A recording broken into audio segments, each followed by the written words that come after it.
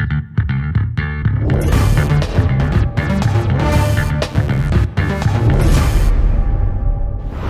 Ray. Hey Sonya, hey guys. So, are you a fan of Metal Gear Solid? Couldn't say I'm a fan exactly, but I have played the first two games and I did find them enjoyable. Okay, cool. So where does this character sit in the canon? Well, this character design comes from Metal Gear Solid 5. It's a 6th scale PVC statue.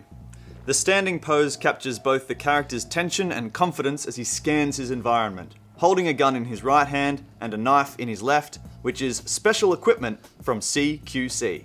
The sculpt was thoroughly supervised by the art director of Kojima Productions, Yoji Shinkawa.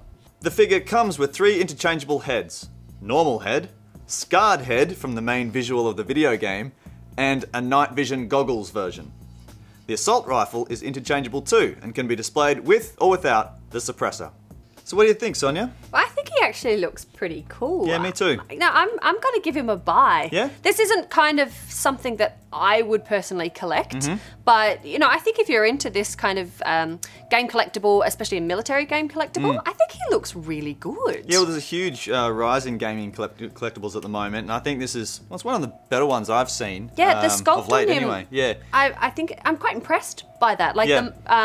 the musculature of his body is really well done. You've got these little details all the way through, like his shirt's being pulled underneath his armor, and it doesn't look smooth or clean. He looks like he's, you know, he's ready to go to battle. Yeah, like there's an alive sort of quality to him, which kind of creates a movement. You know, it's not a static sort of quality. Yeah, because sometimes I find the game characters can be quite they're just standing there, yeah, and that's it. A lot of sculptures, you know, they really smooth them out. And there's not those sort of lines or those natural creases that occur in fabric. So, yeah, there's a lot of really good detailing on him as well. Like all the kind of textures with his straps and in his utility belts, even down to the boots and his pants. They all kind of add a lifelike quality to him that really, you know, really sets him apart from some of the other characters that are out there.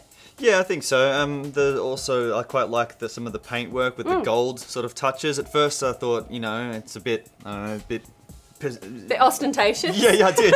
But I kind of think it makes it pop a little bit, because you can sort of, you know, lose a lot of the character detail in all that khaki and, you know, same sort of monotone sort of colours. Yeah, so exactly right. It works well. As I said, there is a lot of detail in the figure, especially if you have, you know, a closer look around the head sculpt as well. You can see little veins in that, you know, closer to his eyes, and, you know, even the brush marks of the beard and everything like that is it's really great to see. And the little map and the texture and design around his bags and the water bottle and everything like that is, yeah, it's really great. I'm really surprised that all that detail went into the figure itself, and yet there's very little that happens around the base. And it is quite a plain base. I don't mind it though. There is a, you know, it's kind of the wasteland that's there, but maybe it needs to be a little bit dirtier. Yeah, I think so, because I look at it, certainly even a little bit from afar, it just looks a little plasticky. It doesn't really create the same realism that the figure does in the same space. You know, the sort of rear wall does, however. Yeah, that's great. I mean, you've got these, you know, the metal parts sort of that join the wall and the fixtures together. That's all sort of, that little outcropping is, I think, in you know, excellent detail, but just the base itself is, just a little bland. So we've got the normal head on right. this guy. Yes. Is this would be your favourite way of putting him? No, or? I actually preferred the scarred version from the video game. Just a little harder, that more battle-weary kind of thing. This guy kind of looks like Kurt Russell. It does a little bit. Escape from New York, absolutely. Well, it's an excellent likeness to the character.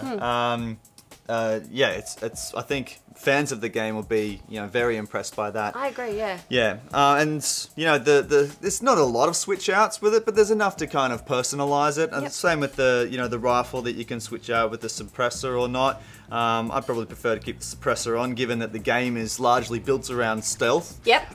It makes sense. Yeah, that's right. And also, there's a little secret to those who have played the game, or yet to play the game, perhaps.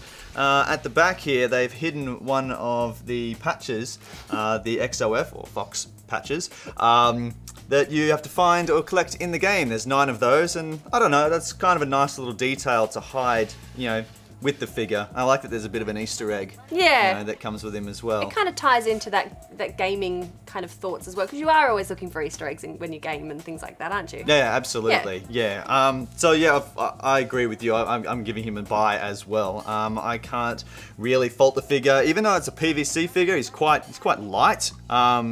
I think there's a great sort of realism to him. There is a sense of gravity to the figure. He doesn't look like, you know, it's flimsy or anything like that. And yeah, as I said before, you know, gaming characters, you know, the figures are only going to become more and more popular. Yeah. And as you can see, they're investing more money into making them better and better all the time. So Cool. yeah, I think it's very exciting. Thanks very much, Ray. No worries. Thank you.